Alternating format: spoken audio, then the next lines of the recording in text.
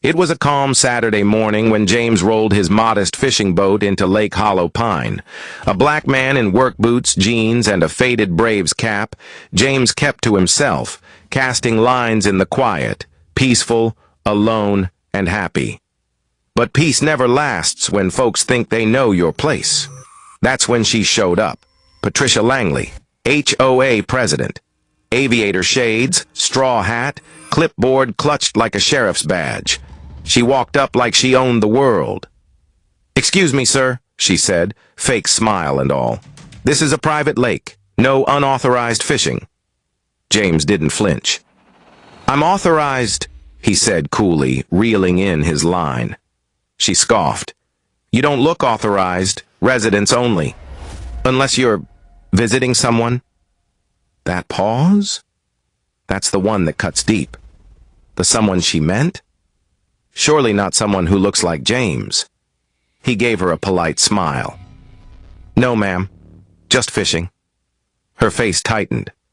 "Well, you'll need to remove your boat immediately, or I'll have it towed. We have rules here, and you're kind—" She didn't finish the sentence. She didn't have to. James said nothing, just tilted his cap back and gave her a long, unreadable look. She didn't know. She didn't want to know. She saw a black man in a boat, not the man who owned the deed to the lake. See, what Patricia didn't know was 10 years ago, James bought the land after his grandfather passed, leaving behind a portfolio built on sacrifice, sweat, and silent resilience. Among those properties, the entire lake and 20 acres of shoreline. But James wasn't flashy. He didn't plaster signs. He didn't brag. He just watched. Watched as the HOA illegally expanded their clubhouse onto his land. Watched as they fenced in sections and issued permits they had no right to. Watched as they hosted elite fishing tournaments, charging entry fees on a lake they didn't own. And now the president of the HOA stood before him, demanding he leave his own property. James nodded. "All right, I'll be gone by this evening." She smiled, smug and satisfied. "See that you are." But James had already made the call. To his lawyer, to the county, to the media. By Wednesday, certified letters hit every mailbox in the neighborhood. Immediate cease and desist, unauthorized use of private property, 30-day eviction notice for all lake-related structures. The fishing club was disbanded, tournaments canceled, clubhouse padlocked. Patricia? She stormed to the courthouse, indignant and furious, only to be handed a deed with James McAllister's name across the top. She went pale. The same man she tried to chase away owned everything. But James wasn't done. At the next HOA meeting, he stood quietly in the back until his name was called. Residents turned, confused. He walked to the podium, slow and steady. "I've watched y'all enjoy this lake for years. I didn't mind at first. My grandfather believed in community, in grace. But grace, without respect, turns into exploitation." He looked directly at Patricia. "I was told to move my boat, told I didn't belong, by people who built over my land, made money from my water, and never once said thank you." He paused. "Now it's time for me to set the rules." The room went silent. "I'm opening the lake to the public. Free for schools, youth programs, veterans. But HOA events?" He shook his head. "Not welcome." Gasps, whispers. Patricia stood up, shaking. "You can't do this."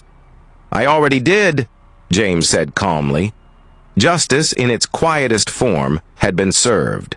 The powerful humbled, the underestimated, victorious. As James walked out, the sun catching his shoulders, a young boy from the community called out, "Mr. McAllister, can you teach me to fish?" James smiled. "Anytime, son." But just as balance returned, a sleek black SUV pulled up outside his gate the next day. A man stepped out in a tailored suit. "Mr. McAllister?" James nodded. The man handed him a document. Corporate acquisition notice, Hollow Pine Development Group. They were planning to buy the entire area, and the HOA was just the beginning. The folder was thick, too thick. James stood on his porch, flipping through the papers. Zoning requests, development blueprints, a planned luxury marina. They were coming for everything, not just the lake, the land, the woods, the history. And they weren't asking. They were offering money, big money. But this wasn't about cash. It was about control, about erasing the legacy his grandfather had bled to build. James clenched his jaw. He knew their type. Buy, build, rename, erase. Turn soil into profit, people into obstacles. The man in the suit waited in silence. His badge read, Nolan Pierce, Senior Development Officer. Mr. McAllister, Nolan said smoothly, this deal's going through with or without your land. But if you sign now, we'll make it worth your while. James met his eyes. Is that a threat? Just business. James didn't answer. He closed the folder and handed it back. Then do your business somewhere else. Nolan smirked. We'll see. By Monday, strange trucks were parked by the edge of the woods. Surveyors, drilling, fences went up overnight, right on James's border. And then came the permits, stamped, fast-tracked, approved. By people James had never seen, people who hadn't even visited the land. James went to the county office, and what he found made his blood boil. His deed had been flagged for review. Nolan Pierce and his company had filed a petition claiming eminent domain, claiming the land was underutilized, claiming it was essential to community growth. James's grandfather once said, they'll try to take what they can't own, especially when they think you can't fight. He was right, but they had no idea who James had become, or what he had ready. Because James didn't just own the lake, he owned documents, audio tapes, photos, proof. Proof that decades ago, Patricia's own father, former county commissioner, signed illegal land leases. Proof that Nolan's development firm had ties to a scandal involving environmental violations in 3 states. James dropped a file at the local paper the next morning, anonymously. By noon, it was front-page news. Corruption at the core, Hollow Pines' dirty secrets, and the town exploded. Environmental protests, HOA members resigning, families outraged. The mayor launched an emergency ethics review. But Nolan wasn't finished. That same evening, James returned home to find his boathouse burned to the ground, charred wood, ashes in the water. The fire department called it inconclusive. But James knew. This wasn't about the lake anymore. This was war. So he made one last call, to someone he hadn't spoken to in years. A woman with a voice like thunder and a law degree sharper than steel. His sister, Mariah, former federal prosecutor. She answered on the second ring. Been waiting for your stubborn behind to ask for help. James exhaled, the fire still crackling behind him. They just made it personal. Mariah paused. Then, good. Now we make it federal. The next morning, she arrived in a black Escalade. With her came boxes, briefs, evidence, and a team. They set up shop in James's cabin, turned it into a legal war room. The fight had begun, not just for James, but for every black family whose land was stolen, pressured, or manipulated away.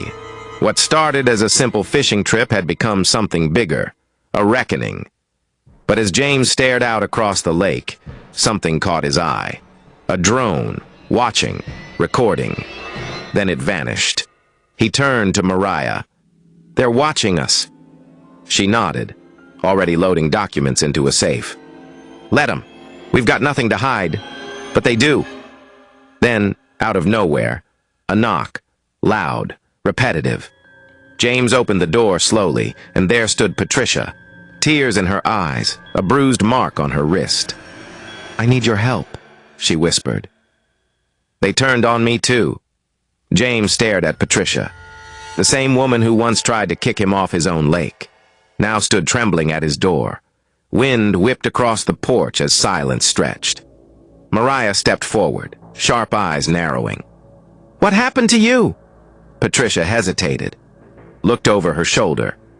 I went to a board meeting, she stammered, to try and talk them down. I told them the land was his, that we'd made a mistake. James folded his arms. A mistake? Or a power play gone wrong? Patricia lowered her eyes. I was wrong. About you. About everything. But they didn't care. They never cared. They just needed me to play the puppet. Her voice cracked. I said I'd testify, that I'd tell the county the truth. Mariah's expression didn't change. And then? Patricia looked down at her wrist. They sent 2 men to my house that night, said it was a warning, said if I opened my mouth again next time it wouldn't be my wrist. James let out a slow breath.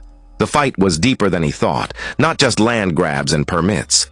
This was organized, corporate muscle, legal manipulation, and now, physical intimidation. Mariah pulled Patricia inside, locked the door. We'll protect you, but you're going on record, everything. Names, dates, payments. Patricia nodded. I kept notes. I have emails, meeting recordings. James's eyes narrowed. Then we end this. All of it. That night, the cabin became more than a war room. It became a safe house. Flash drives, backup batteries, encrypted phones. Mariah contacted federal agents she used to work with. One of them, a bulldog named Agent Rosario, took the case personally. 3 weeks later, the subpoenas started flying. To the development firm, to the zoning board, to the county clerk. Meanwhile, James went public.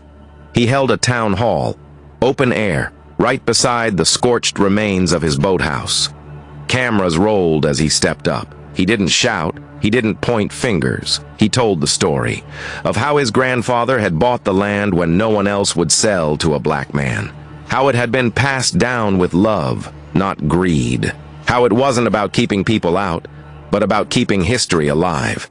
And how he'd been threatened, burned out, and pushed because some people didn't want that history to survive. The crowd stood quiet, then clapped, then chanted, "Hands off Hollow Pine!" The tide was turning, but that same night, Mariah's laptop disappeared from the cabin. No broken windows, no sign of forced entry. Just gone. And Patricia vanished. Left behind was a single message scratched into a notepad on the kitchen counter. You were warned. James froze. The fire, the drone, the threats. This wasn't just about land anymore. This was a network, and now they had one of their biggest witnesses. Mariah pulled out her phone and called Agent Rosario. Status just changed, she said grimly. We're no longer building a case. James turned to her. We're in the middle of one. And then his phone buzzed. A video link, no message. He clicked it. Grainy footage, a dim warehouse, Patricia, tied to a chair. A man's voice echoed. You should have stayed quiet. But since you like to talk, let's see if McAllister talks back. James's hand clenched around the phone. They'd taken her, and now they wanted him. Mariah loaded a magazine into her pistol. This just got federal and personal. James looked out across the moonlit lake. They came for his land. They came for his legacy. And now they'd taken someone who was finally trying to do right. It was no longer a matter of business. It was a matter of justice. But as James grabbed his keys to head out, another alert popped up. New title filing, Hollow Pine Shoreline, transferred to a shell company overseas. They'd found a loophole. They were making their final move. And James, he had one shot left. The storm came fast. Not from the clouds, but from inside. James and Mariah raced to the county registrar's office at dawn. What they found shattered the last wall of trust. His signature on a transfer document to a foreign shell company, but James had never signed it. Mariah's eyes scanned it fast. Forged. And look, witness signed by Harold Langley, Patricia's husband. James's gut turned to lead. Patricia, who begged for protection, had walked into the cabin with crocodile tears and a hidden agenda. She was never abducted. She played them. She stole the files. She gave them everything. And now the land was gone. On paper, but not in spirit. Not without a fight. James stood at the edge of his scorched boathouse that night, watching the foreign trucks roll in. Bulldozers, barbed wire, construction crews with no local plates. "They're starting early," Mariah said bitterly, hands on her hips. "They think they already won," James replied. She looked at him. "What do you want to do?" He looked back at her, eyes hard. "Remind them whose blood is in this dirt." That weekend, James called on the people, not the HOA, not the lawyers, the community, old fishermen, church leaders, young kids who learned to cast lines from him, families who grew up picnicking under the same trees his grandfather planted. They came, hundreds, with signs, drones, cameras, and truth. They stood in front of the bulldozers, peaceful, proud. Mariah filed an emergency injunction with the federal court. Agent Rosario, now fully invested, dropped a bombshell in the media. The development firm's offshore dealings were tied to a laundering operation under federal investigation. And Patricia? She vanished again. This time for real. With over $2 million wired to a Cayman account the morning after the fake abduction. The betrayal cut deep, but the movement surged stronger. Protests went viral. James's story was shared in every state. Lake justice trended for 3 days. And finally, the bulldozers stopped. A federal freeze order landed like thunder, assets seized, accounts frozen. Mariah stood beside James when the judge ruled forgery, fraud, reversal of transfer. The land returned to James, officially, permanently. A cheer erupted outside the courthouse. Mariah hugged him, voice shaking. "You did it!" But James shook his head. "We did it, all of us." He went back to the lake that evening, alone, sat on the dock, cast a single line into the water, the same spot his grandfather used to fish. Justice had been served, but scars remained, trust betrayed, land nearly lost, and one question still burned in his mind, one that wouldn't let go. He pulled out his phone, turned on the front camera, and said to the world, "If Patricia never meant to help me, then who sent the video of her tied up? Was Patricia working alone, or was someone bigger pulling her strings the entire time? Drop your theory in the comments.